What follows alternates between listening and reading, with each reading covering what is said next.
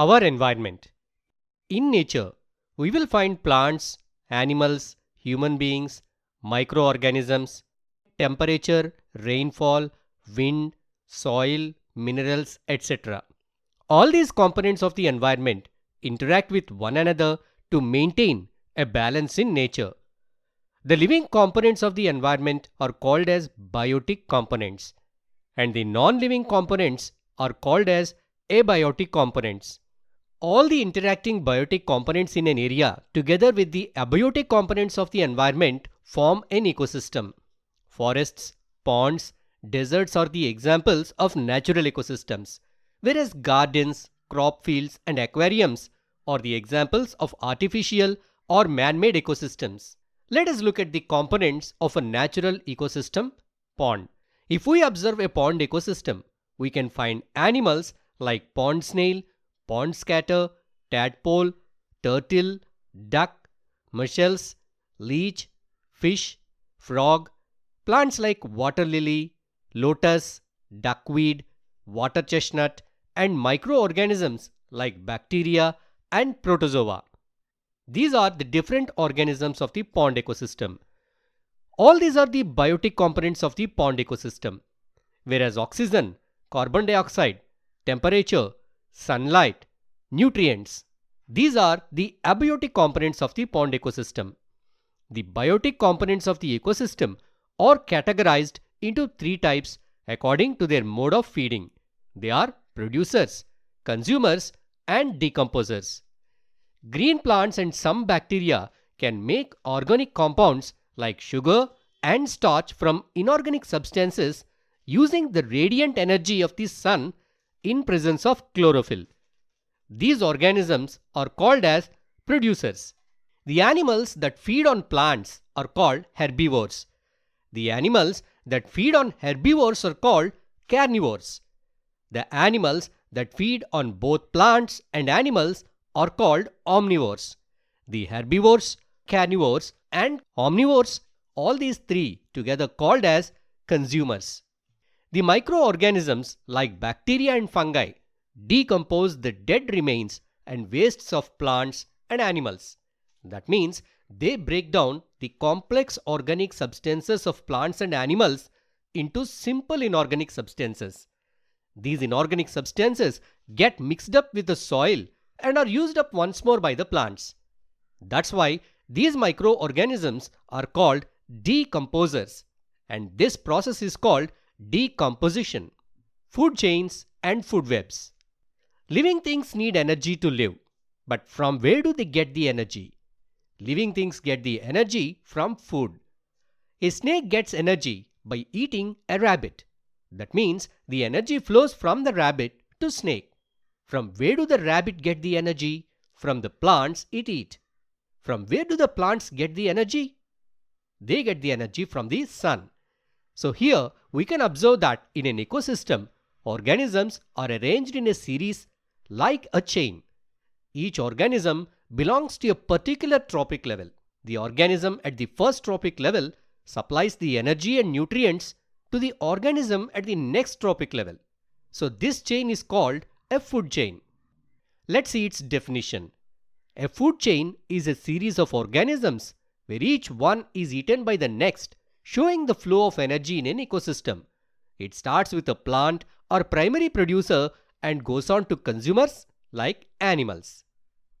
In any food chain, sun is the ultimate source of energy. Plants convert the solar energy into chemical energy, that is nothing but food. That is the reason why the plants are called producers, because they produce the food. The animals that feed on plants are called primary consumers, and the animals that feed on primary consumers are called secondary consumers.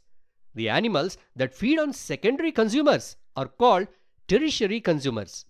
So each food chain has different trophic levels. We find producers in the first trophic level, primary consumers in the second trophic level, secondary consumers in the third trophic level, and tertiary consumers in the fourth trophic level. In this food chain, we can observe the flow of energy from one organism to another organism. Now, Let us learn some more important points about the flow of energy in a food chain. A plant can convert only 1% of the total sunlight that falls on their leaves into food. The energy in the plant flows into the body of the animal that eats it. Can the animals use the whole energy that is obtained from the plants to build their bodies? No, because most of the energy that flows into the body of the animals is released out in the form of body heat. Some energy is used for digestion and for other physical activities. Only the remaining energy is converted into the body tissues of that animal. On an average, only 10% of energy obtained from food is useful for body growth and development. The rest is spent for various activities. So in a food chain, only 10% of energy from level 1 is available for the level 2. Only 10% of the energy from level 2 is available for level 3. And only 10% of energy from level 3 is available for level 4. So we can observe a gradual decline of energy from first level to last level. That is the reason why the food chains usually have only 3 to 4 levels. In a food chain, the flow of energy is unidirectional. That means the energy flows from a herbivore to a carnivore, never from a carnivore to a herbivore in reverse direction. The energy available at one trophic level becomes less when it passes to the next level. This is due to the loss of energy at each level. And one more important thing is that the number of organisms in the lower trophic level are very high. As we go up in the trophic levels, we see a decline in the number of organisms at each level. This is about a food chain. Now let us learn about food web. Sometimes one animal found in a food chain of an ecosystem can be a part of another food chain also. That means in an ecosystem, many food chains may be linked with one another. If we present all these food chains in a graphical form, it looks like this. This is called a food web.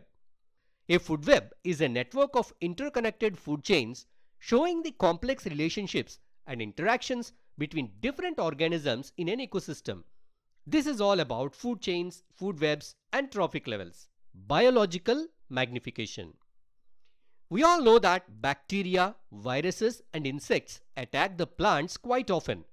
If these pests and insects are not controlled, they make the plants weak and sometimes even they may kill the plant. That is why in agricultural fields, plants are sprayed with chemical pesticides and insecticides. These pesticides may enter the food chains and cause many problems. Now let us see how these poisonous chemicals enter the food chains. The pesticides enter the plant bodies in two ways. 1. When the pesticides are sprayed, the leaves absorb the pesticides into the bodies of the plant. 2. The pesticides that fall on the ground mixes up with the soil and are absorbed by the plant roots along with water and minerals. Sometimes the pesticides that are mixed in the soil seeps down and contaminates the groundwater. Sometimes due to heavy rains and floods, these pesticides reaches the water bodies like ponds and rivers. Then these pesticides and insecticide residues enter the bodies of aquatic plants and animals of that pond. In this way, these chemical pesticides and insecticides enter the food chains. If a pond is contaminated by pesticides and insecticides, these chemicals enter the bodies of aquatic plants and animals present in that pond. The amount of pesticide residue increases if we go up in a food chain. Let us see how it happens. In a polluted pond, the pesticides enter the bodies of the aquatic plants. From the same pond, a snail may eat lots of such polluted plants in its lifetime. So these poisonous chemicals enter the bodies of the snail. Then the chemical deposits in the body of the snail are greater than the chemical deposit in each of these plants. Now, if fishes eat such polluted snails in a very large quantity in their lifetime, then these fishes get more toxic chemical deposits into their bodies. If we consider the next organism in this food chain is man, we know man usually stays at the top of the food chain. If a man consumes such contaminated fish in large quantity, all the toxic chemical residues present in the bodies of the fish enters the body of that man. In this way, large amounts of pesticide and insecticide residues get accumulated and deposited in our bodies. Here the amount of pesticide residue in the first level of the food chain, that is in the aquatic plant, is very low. But the amount of pesticide residues increases progressively from one trophic level to next trophic level, and the concentration of pesticides is magnified at the final level. This phenomenon is called biological magnification.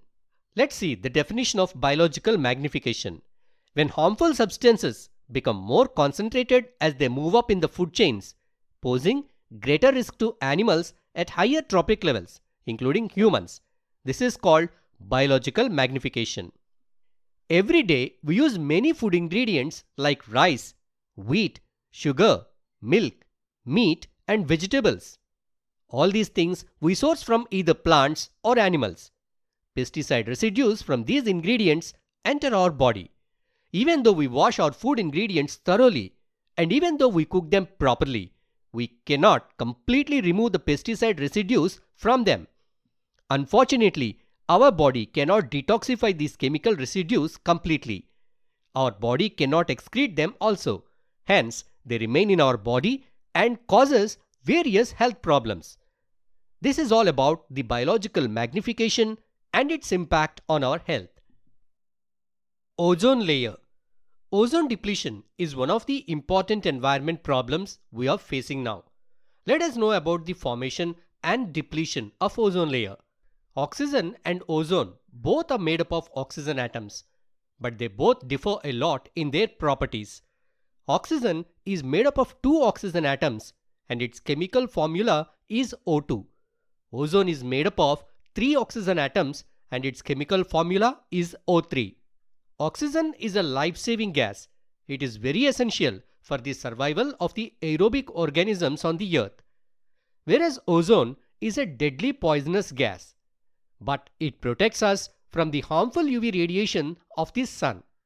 Overexposure to this UV radiation can cause skin cancer in humans. Oxygen is present in atmosphere, but ozone is found at the higher levels of the atmosphere, that is 15 to 40 kilometers above the surface of the earth. How this ozone is formed? When the UV radiation of the sunlight hits the oxygen in the atmosphere, then the oxygen molecules split into oxygen atoms. Now the split free oxygen atoms combine with oxygen molecules and form ozone molecules. This is how the ozone is formed. Now there is a problem to this ozone layer. There is a gradual thinning of the ozone layer present in the upper atmosphere due to certain reasons. This thinning of ozone layer is called ozone depletion.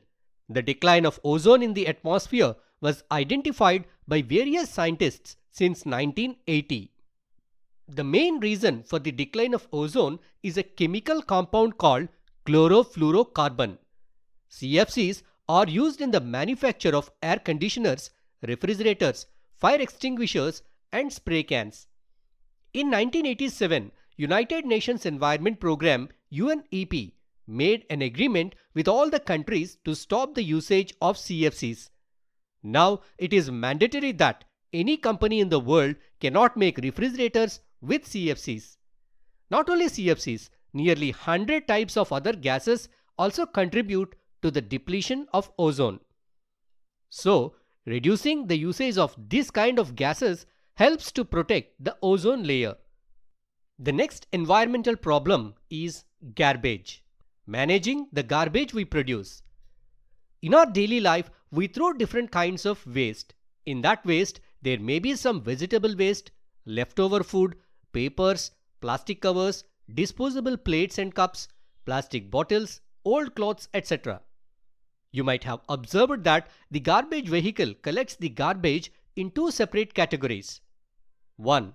Biodegradable waste. 2. Non-biodegradable waste. First, let us see what biodegradable items are. If you observe the leaves that fall in the soil, they slowly mix up with the soil in few days. Do you know the reason? The bacteria present in the soil decomposes the leaves. In the same way, any animal is dead and its body lies in the soil. The bacteria present in the soil decomposes its body. What is decomposition? The bodies of living things are made up of complex organic molecules. Converting these complex organic molecules into simple molecules is called decomposition. Bacteria have special enzymes in their body. With the help of these enzymes, bacteria can do the decomposition. So bacteria can decompose the wastes and dead remains of plants and animals. They can also decompose the things that are made with plant or animal ingredients like food, paper, natural fiber, cloths, leather, etc. So this kind of substances are called biodegradable materials. The substances that are broken down by biological processes are said to be biodegradable materials. But if you throw plastic bottles in the soil, can they be decomposed by bacteria? No, because if an object has to be decomposed, the microorganisms should have necessary enzymes to decompose it. But microorganisms do not have the enzymes to decompose the items like plastic, nylon, etc. So, this kind of synthetic materials do not get mixed up with soil for a very long period of time. This kind of materials are called non-biodegradable materials. Disposable plates, spoons, cups, polythene covers, plastic bottles, synthetic clothes, glass, all these are examples of non-biodegradable materials. Due to the changes in our lifestyle, we are generating a lot of garbage. In olden days, people used to prefer paper, cardboard, grass, such items for packing. But now we are using synthetic materials like plastic, polythene for packing purpose. Day by day, the usage of non-biodegradable materials is increasing. This increase in the usage of non-biodegradable items leads to so many environmental problems. Then what is the solution for this problem? The solution is we have to reduce, reuse or recycle the non-biodegradable items. Reduce, reuse, recycle is a mantra that promotes environmentally friendly practices to minimize waste and conserve resources. It's a set of principles aimed to sustainable living and waste management. Reduce. Reduce focuses on minimizing the generation of waste by using fewer resources and producing less overall waste. For example, using reusable bags. Instead of using single-use plastic bags, carry a worn reusable bag for shopping. 2. Using energy-efficient appliances. Use energy-efficient appliances and light bulbs to reduce energy consumption. Next one, reuse. Reuse involves finding new uses for items to extend their lifespan and reduce the need for constant production of new goods. For example, containers and jars. Reuse glass jars and containers for storage rather than buying new ones every time. Recycle. Recycling is the process of converting used materials into new products, reducing the need for raw materials and energy. Example, paper recycling. We can recycle paper products like newspapers, cardboard, and office paper to reduce the demand for fresh paper pulp. In the same way, plastic recycling. Many types of plastics can be recycled to produce new plastic products, reducing the reliance on virgin plastic production. By following the principles of reduce, reuse, and recycle, individuals and communities can contribute to a more sustainable and environmentally friendly lifestyle, helping to preserve natural resources and reduce the negative impact of waste on this planet. This is all about our environment.